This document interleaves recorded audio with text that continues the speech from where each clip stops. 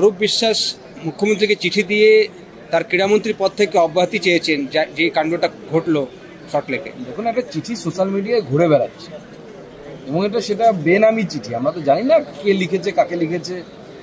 বাংলায় লেখা দেখলাম, হাতে লেখা দেখলাম। তো আমার তো মনে হচ্ছে পুরোটাই হচ্ছে গটা মমতা বন্দ্যোপাধ্যায়, কুণাল ঘোষ এবং তার সাথেই অরূপ বিশ্বাস, যার উপর করা যায় না একদম বিশ্বাস, সেই তিনজন মিলে এসব করছে। আর দ্বিতীয় কথা হচ্ছে সব ইস্তফা ললিপপ দিয়ে কিছু হবে না। যারা বাঙালির মান সম্মান ভুলুণ্ঠিত করলো, লজ্জায় মাথা কাটা গেল, মুম্বাই পারলো, দিল্লি পারলো, হায়দ্রাবাদ পারলো, আমরা পারলাম না, তাদের একটাই সাজা হতে পারে, সেটা হচ্ছে অ্যারেস্ট বা গ্রেপ্তার। আর তার থেকেও বড় কথা, মুখ্যমন্ত্রীর পরিবারের লোকজন কি সব ব্যানার্জি, আকাশ ব্যানার্জি, ছোট ব্যানার্জি, বড় ব্যানার্জি সব যে ঘিরে ধরে মেসিকে ছিল, যার জন্য জনগণ দেখতে পায়নি, বাংলার যারা মেসির ফ্যান, ফুটবলের ফ্যান, তারা দেখতে পাননি, তাদের বিরুদ্ধে কে ব্যবস্থাটা নেবে? তারা কোথায় ইস্তফা দেবে? তারা কি ব্যানার্জি পরিবার থেকে ইস্তফা দেবে না কি ইস্তফা দেবে? মুখ্যমন্ত্রী কি ব্যবস্থা নেবেন তাদের? ইনক্লুডিং ডিজিপি, তাদের প্রত্যেককে শোকজও করা হয়েছে। এগুলো সব হচ্ছে লোক দেখানো। যেহেতু মুখ্যমন্ত্রী ছবি তুলতে খুব ভালোবাসেন, আপনারা জানেন, সে চা বাগান হোক বা মেসির পাশে হোক, উনি তো ছবির সুযোগ কোথাও ছাড়েন না। তো ছবি তোলার সুযোগটা নষ্ট হয়ে গেছে ওনার। অন্যান্য মুখ্যমন্ত্রীরা ছবি তুলছেন, দিল্লির মুখ্যমন্ত্রী করমর্দনরত ছবি মেসির সাথে তুলে ফেলেন। মুখ্যমন্ত্রীর হাতে ঘা লেগে গেছে, মানে মুখ্যমন্ত্রী ইগোতে আঘাত লেগে গেছে যে আমি পারলাম না, আমি এত বড় মুখ্যমন্ত্রী নেই। তো সেই জন্য এখন উনি এসব ফিকিরবন্দি করছেন পুরো ঘটনা থেকে চোখ ঘোরানোর জন্য। যদি ডিজিপি দায়ী হয়, তাহলে পুলিশ মন্ত্রী দায়ী নয় কেন বলুন তো? ডিজিপি যদি দায়ী হয়, অর্থাৎ পুলিশের ব্যর্থতা যদি হয়, তাহলে সে পুলিশি ব্যর্থতার জন্য কি পুলিশ মন্ত্রী দায়ী হবেন না? তাহলে মুখ্যমন্ত্রীকেও তাহলে শোকজ করা উচিত। মুখ্যমন্ত্রীকে শোকজ কে করবে? মুখ্যমন্ত্রীর দায়িত্ব নেওয়া উচিত না? আর তার থেকেও বড় কথা, পুলিশ শোকজ হয়েছে ডিজিপির উপরে, পুলিশ ভিড় আটকাতে পারেনি বা মেনটেন করতে পারেনি।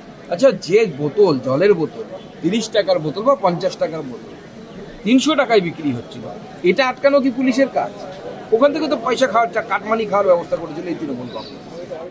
এখন বাংলায় লিখতে গিয়ে পশ্চিমবঙ্গের ক্রীড়ামন্ত্রী ক্রীড়া বানান ভুল করেছেন, এটা অত্যন্ত স্বাভাবিক। সেই জন্য তো পশ্চিমবঙ্গের ক্রীড়ার এই অবস্থা।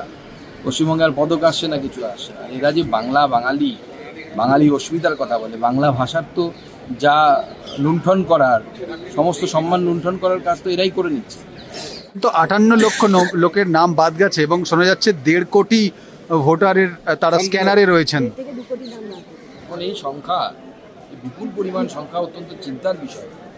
স্ক্যানারে আছে মানে হয় বাবার বয়স ওই যে 15 বছর হয়ে যাচ্ছে, কখনো দেখা যাচ্ছে বাবা ছেলের থেকে 2 বছরের বড়।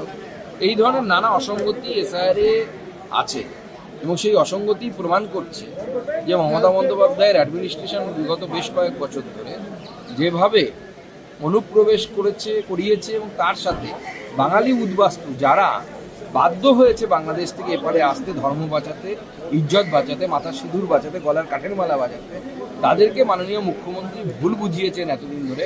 বলেছেন আপনারা তো নাগরিক, আপনাদের চিন্তার কোনো কারণ নেই, আপনারা সিএতে ফর্ম ফিল আপ করবেন না। এখন কি হবে?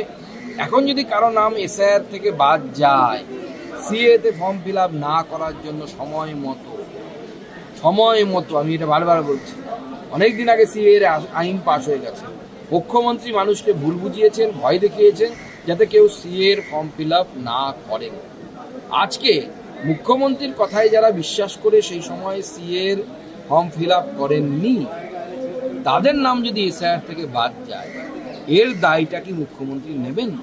মমতা বন্দ্যোপাধ্যায় নেবেন কি?